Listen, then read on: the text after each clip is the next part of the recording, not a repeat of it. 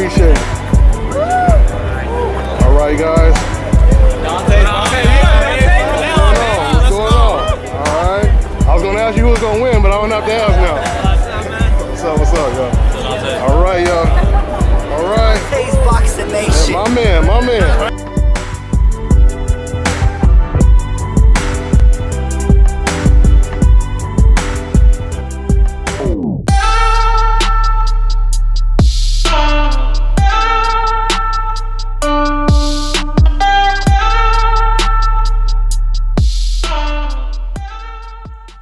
Dante's Boxing Nation, what's going on, guys? So Eddie Hearn, he just did an interview, his reaction to Canelo Alvarez signing this massive $365 million deal, which includes 11 fights in a 5-year span. Eddie Hearn, he said there were a lot of naysayers, there were a lot of people saying that Dazn wasn't going to work, and now next thing you know, we have two of the biggest stars in boxing, and Dazn hasn't even been launched for a month yet. Obviously, he's referring to Canelo Alvarez and Anthony Joshua when he talks about two of the biggest stars in the sport of boxing. He said if this fight would have been on HBO, Canelo versus Rocky Fielding, fans would have been paying $85 for it. But now all you have to do is pay a $10 subscription. He continued by saying, just imagine if Canelo Alvarez fights Gennady Golovkin again and fights him on Dazn. Instead of once again you paying that $85 pay-per-view cost, you're going to be paying a $10 subscription. This is a game changer, said Eddie Hearn. And I completely agree. I mean, nobody expected or could have anticipated this to all play out the way it did for Dazn. I mean, the fall of HBO, it all worked in Dazn's favor, and they were able to pick up, once again, one of the biggest stars in the sport of boxing, Canelo Alvarez. I mean, before HBO Boxing went out of business, I don't think anyone expected Canelo Alvarez to end up with Dazn. Eddie Hearn was asked in an interview about Gervonta Tank Davis wanting to be a part of Dazn, and Eddie Hearn, he said, this is just the beginning. He said after he found out that Canelo Alvarez had signed with Dazn, he knew that fighters would start lining up to sign with Dazn as well.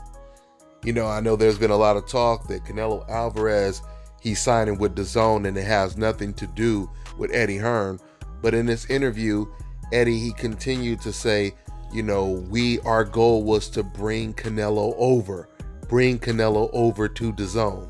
So clearly he has something to do with it if he includes himself into bringing Canelo over to Dazn.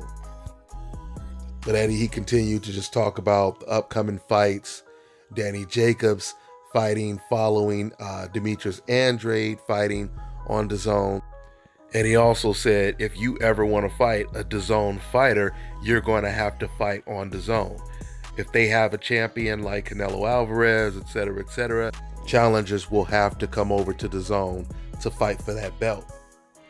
You know, guys, when I think about a possible matchup between Anthony Joshua and Deontay Wilder, and we think about the fact that Wilder versus Fury is going to be a pay-per-view fight.